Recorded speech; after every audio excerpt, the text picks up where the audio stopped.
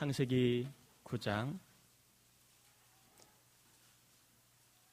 18절에서 27절까지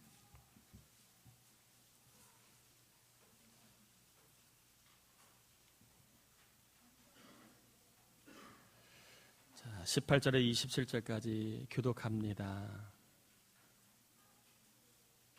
18절입니다. 방주에서 나온 노아의 아들들은 셈과 함과 야벳이며 함은 가나안의 아버지라.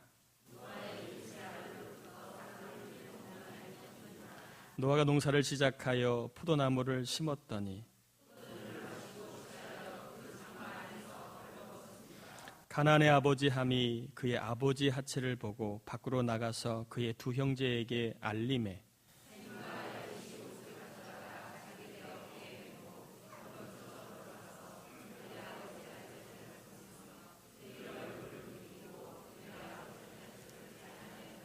노아가 술이 깨어 그의 작은 아들이 자기에게 행한 일을 알고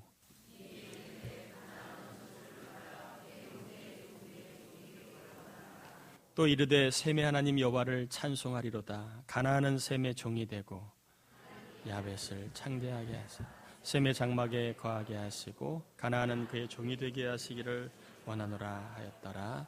아멘. 우리 옆사람하고 인사 나눕니다. 잘 오셨습니다. 우리 가운데 맨 앞에서 유치부 아동부 아이들 붙잡고 꼼짝없이 예배 함께 드리는 교사들 우리 박수 한번 칩시다. 안절부절 아이들이 움직이면 안절부절 참 애를 쓰십니다. 애씀이 믿음으로 하나님께서 기뻐 받아주실 줄 믿습니다. 우리 옆사람 다시 한번 인사합시다. 우리 믿음으로 삽시다.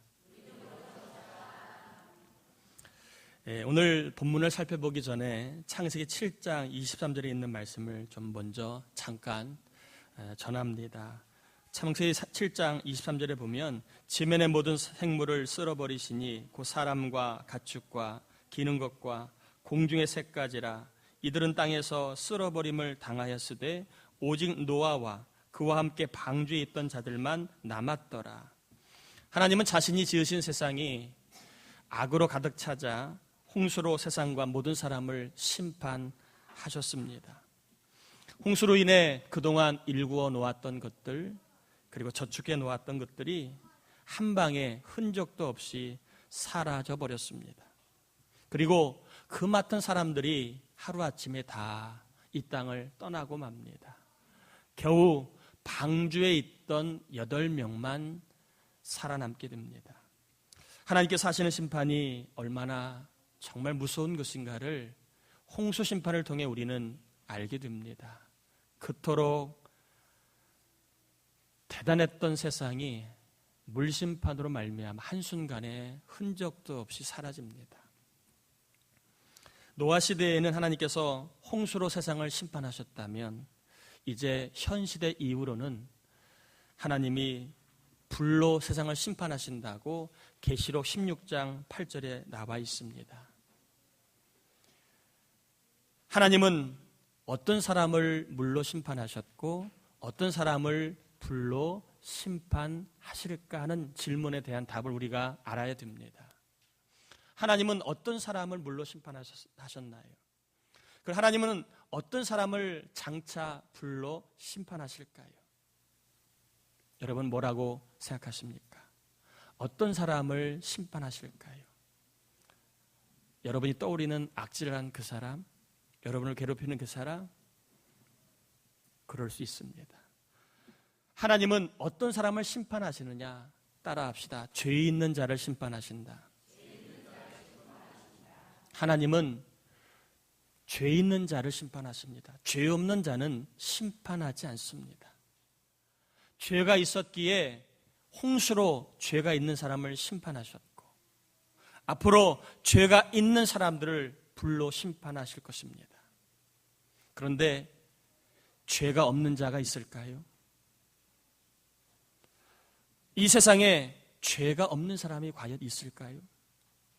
그러면 우리 모두는 죄가 있다고 치면 우리는 다 장차 어떤 심판을 받아야 될까요?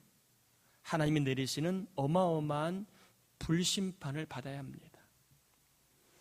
저도 가끔 화상을 입을 때가 있습니다. 얼마나 아픈지 몰라요. 불심판은 그것보다 훨씬 더 뜨거운 불일 겁니다. 그 불의 심판을 받는다고 칠 때에 얼마나 끔찍하겠습니까?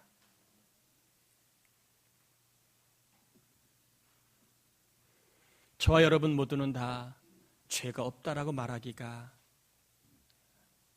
그럴 겁니다. 그럼 우리 모두는 다 앞으로 큰일 났습니다. 불심판을 받아야 됩니다. 그것도 어마어마한 불심판을, 유황불의 심판을 받아야 합니다. 불구덩이에 들어가 영원히 살아야 합니다. 큰일 났습니다. 여러분 어쩌실랍니까? 앞으로 불심판을 받을 여러분 어떻게 하시렵니까?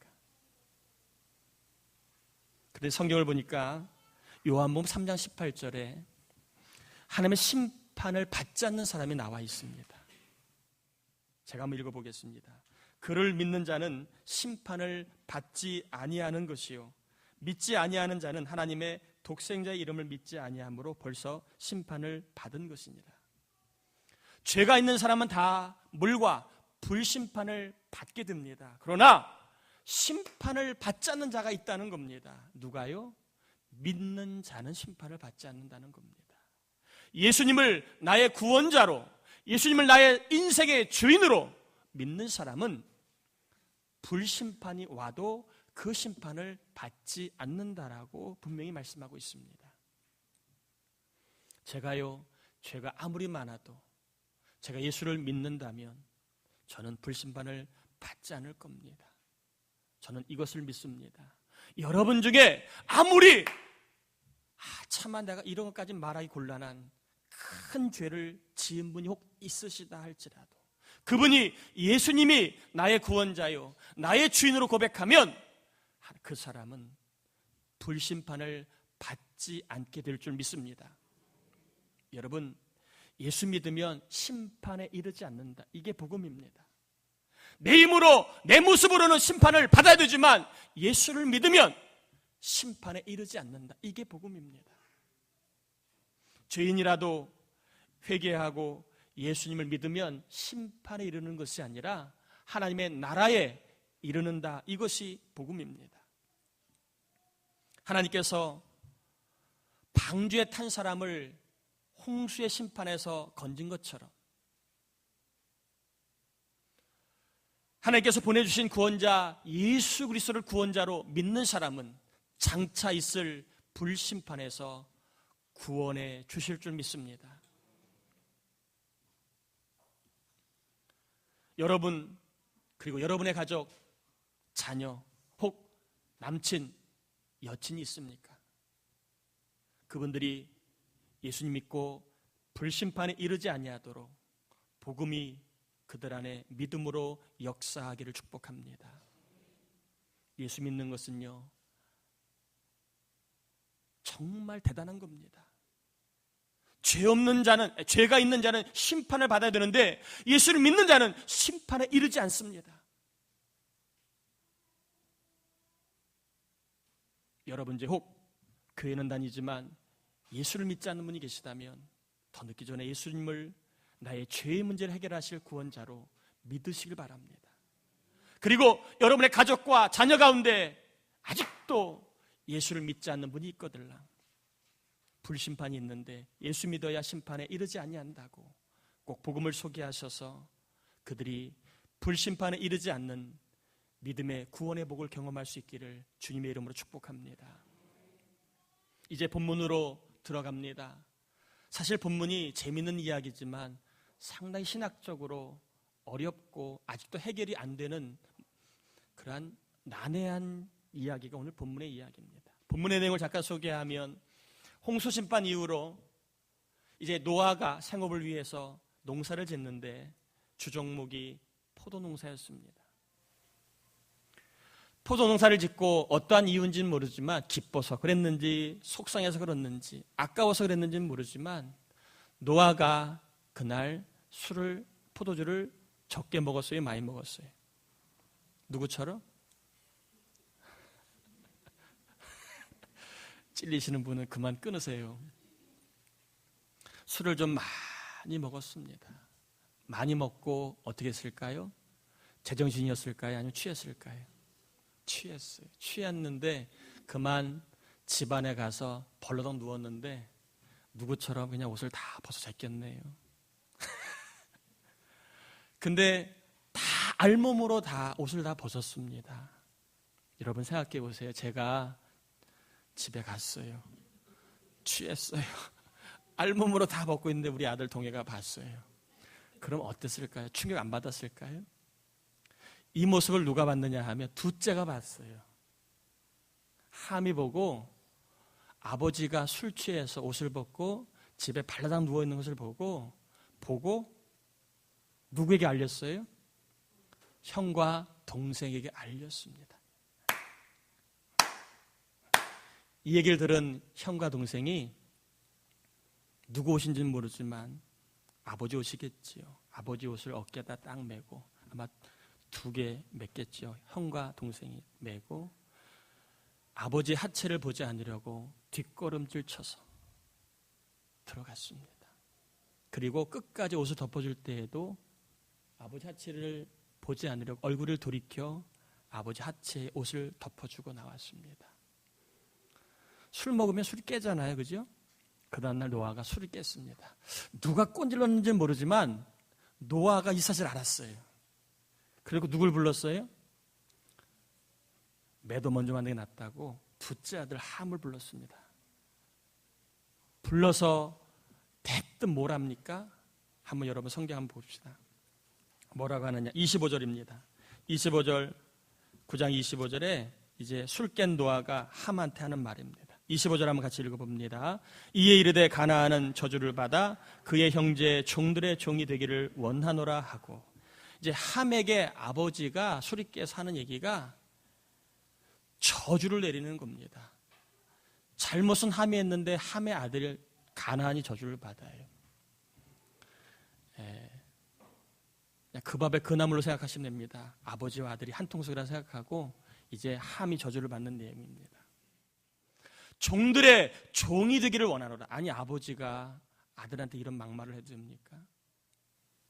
종들의 종이라는 말은 종 중에서 가장 비참한 종이 되라, 가장 낮은 종이 되라, 아주 최악으로 저주하는 내용입니다.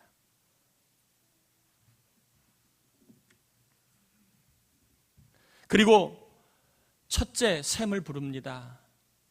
셈을 불러서 이렇게 또 얘기하지. 26절에 또 이르되 셈의 하나님 여호와를 찬송하리로다. 가나안은 셈의 종이 되고. 자기의 허물을 가려준 셈에게는 축복을 하는 이야기인데, 셈의 하나님 여호와를 찬송하라 이 말은 셈의 가문이 제사장 직분을 감당할 것이다 라고 하는 축복의 내용입니다. 사실 셈의 후손에 메시아가 나왔습니다. 그리고 가만히 있는 함을 또다시 한번 저주합니다. 가나안은 셈의 종이 되라. 아니, 셈만 불러놓고 셈만 얘기하면 되지. 셈이 듣는데 셈 앞에서 함을 또 저주합니다. 이제 셋째 야벳을 부릅니다. 한번 볼까요? 27절 뭐라고 야벳 얘기하느냐?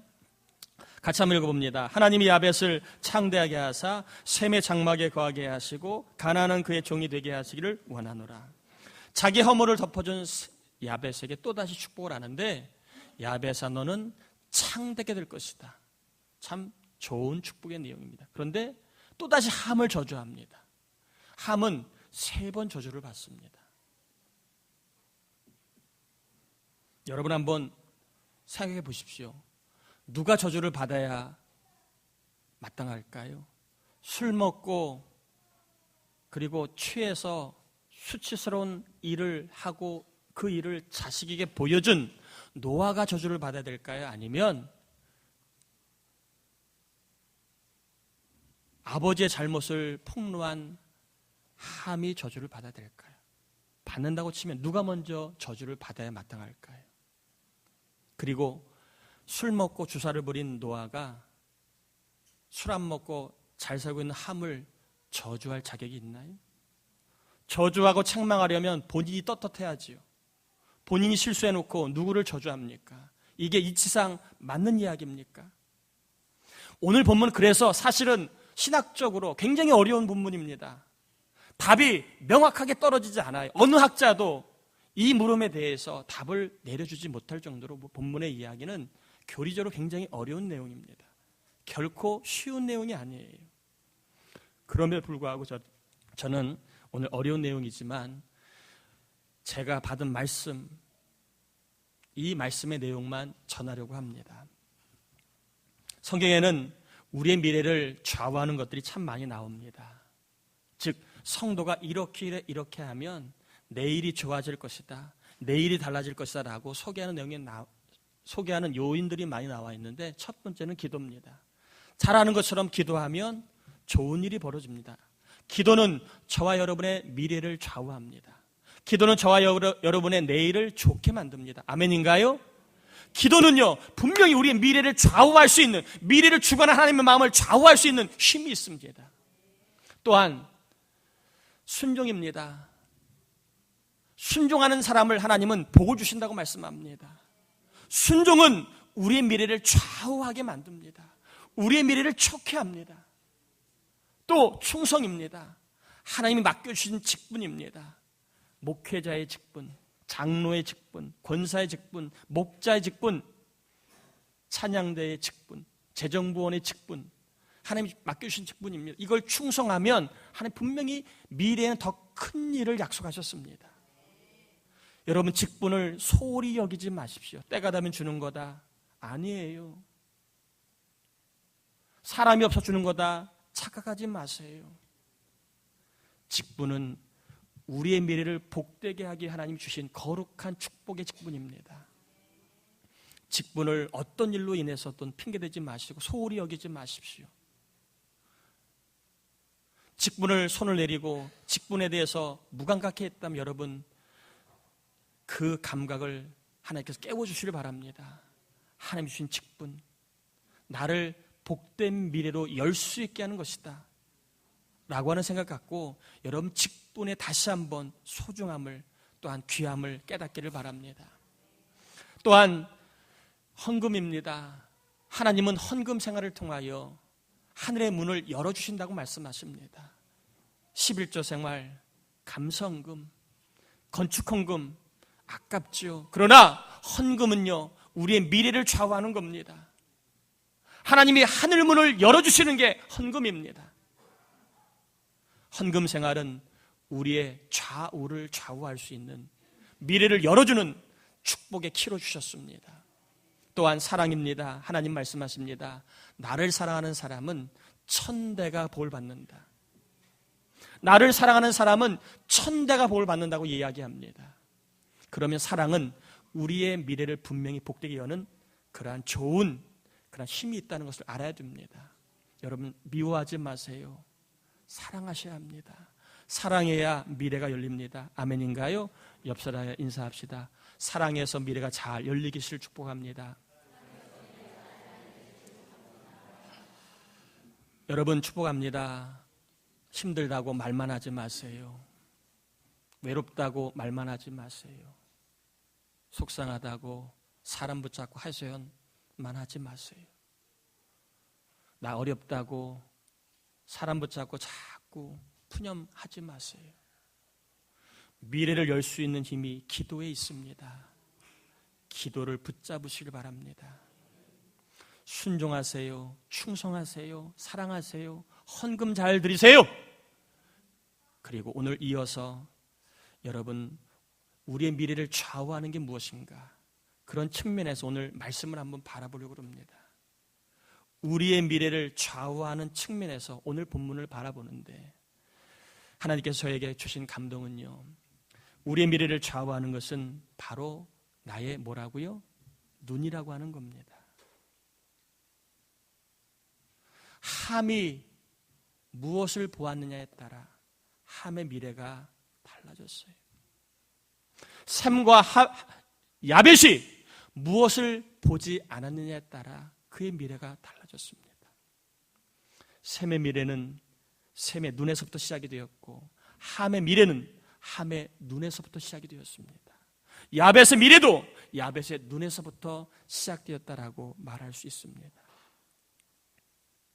우리의 미래를 좌우하는 것은 어디에서부터 시작된다고요? 내 눈에서부터. 내가 무엇을 보느냐, 어떤 각도로 보느냐, 어떤 관점으로 보느냐에 따라 우리의 미래가 달라질 수 있다는 겁니다. 특별히 여러분, 실수를 어떤 눈으로 바라보느냐, 이것이 우리의 미래를 좌우하는 중요한 요인이라고 저는 오늘 본문을 통해서 여러분에게 소개하고 싶습니다. 사람이 실수할 때 그 실수를 어떤 눈으로 바라보느냐가 내 미래를 좌우할 수 있다는 겁니다. 여러분, 함은요, 아버지의 실수를 어떤 눈으로 바라봤을까요? 한번 함의 눈빛을 생각해 보셨나요?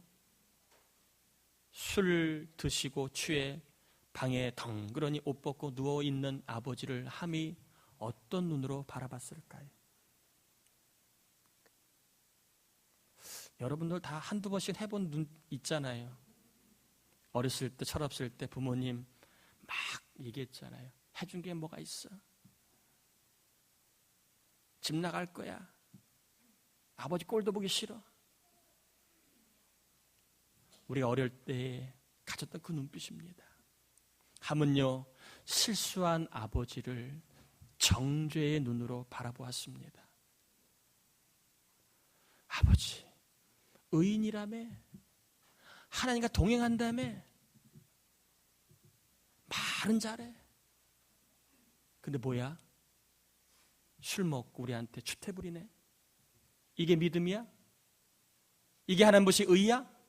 이게 하나님과 동행하는 삶이야? 야, 아버지 이중인격자네, 위선자네. 함은요, 실수하는 아버지를 정죄의 눈으로 날카롭게 바라봤습니다.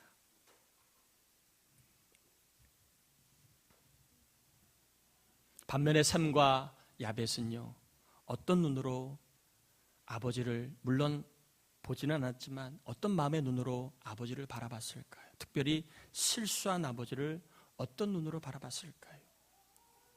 셈과 야벳은 아버지의 실수를 가려주고 보지 않았고 덮어주었습니다. 셈과 야벳은 실수하는 아버지를 정죄의 눈이 아니라 사랑의 눈으로 바라보았다는 겁니다.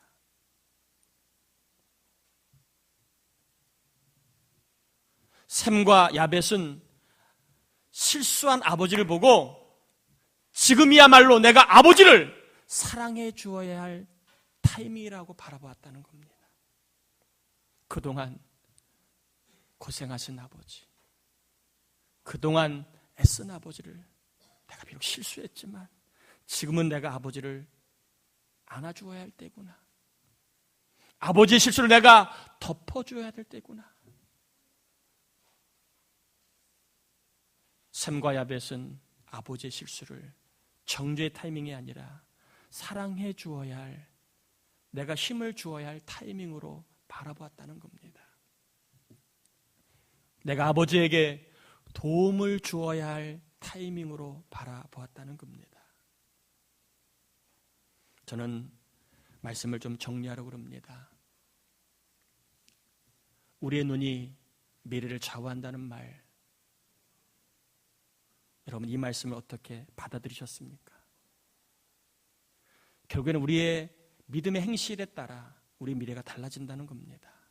정죄의 눈으로 바라보느냐 아니면 사랑의 눈으로 바라보느냐에 따라 우리의 미래가 달라질 수 있다는 겁니다. 특별히 실수할 때 실수한 사람을 보고 그럴 줄 알았어, 네가 그런 사람이지, 말만 잘해, 그렇게 정죄의 눈으로 바라보는 사람은 하나님께 그의 앞날을 좋지 않게 하시지만 실수한 사람을 바라보고 내가 더 도와주어야 할 사람이구나, 내가 더 사랑해 주어야 할 때이구나, 내가 더 안아주어야 할 때구나, 내가 더 도움을 주어야 할 때이구나 라고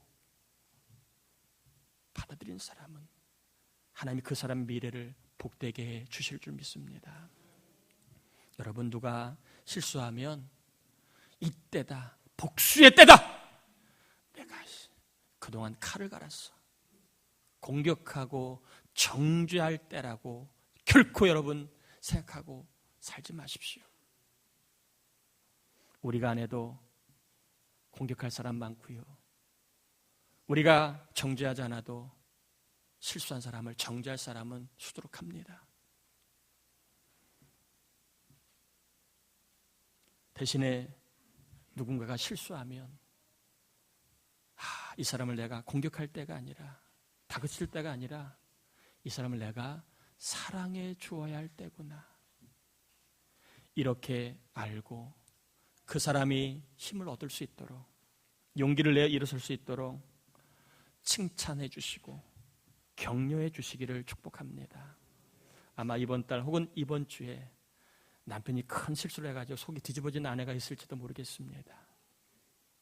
어쩌면 아내가 실수를 해가지고 남편이 속이 확 타들어간 사람이 있을지도 몰라요.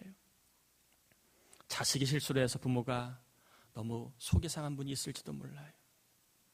그럴 때에 이때다 싶어 공격하고 다그치고 정죄하는 그런 눈이 아니라 내가 이 사람을, 이 남편을, 이 아내를, 내가 이 아들, 딸을 사랑해 줘야 할 때구나, 이렇게 하시고 여러분 성령이 주시는 사랑의 감동에 순종하셔서 칭찬도 하시고 격려도 하셔서 여러분의 사랑으로 말미암아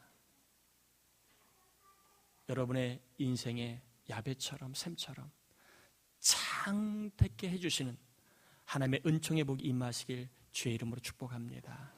우리 옆 사람에게 인사합시다. 그동안 제가 사랑으로 보지 못해 죄송합니다. 앞으로 제가 사랑의 눈으로 바라보겠습니다. 한 번 더 합시다. 도와주세요. 네, 여러분 정죄의 눈이 아니라 사랑의 눈으로 꼭 보셔서 여러분의 그 믿음의 좋은 행실 때문에 하나님 여러분의 일터를, 가정을, 자녀를, 삶을, 교회를 창대케 해주시는 복을 다시 한번 경험하기 주의 이름으로 축복합니다.